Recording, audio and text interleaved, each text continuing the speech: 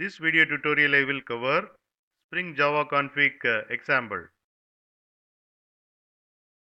Usually we write bean definition in Spring configuration XML.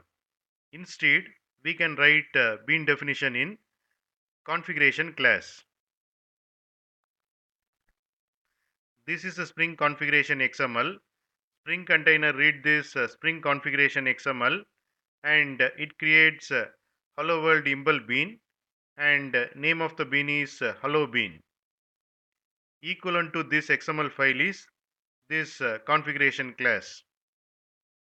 Spring container read this configuration class and it creates hello world impl bean and name of the bean is hello bean. Here I have defined the interface hello world.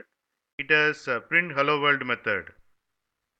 Here I have defined the class hello world impl which implements hello world interface and provide implementation of print hello world method.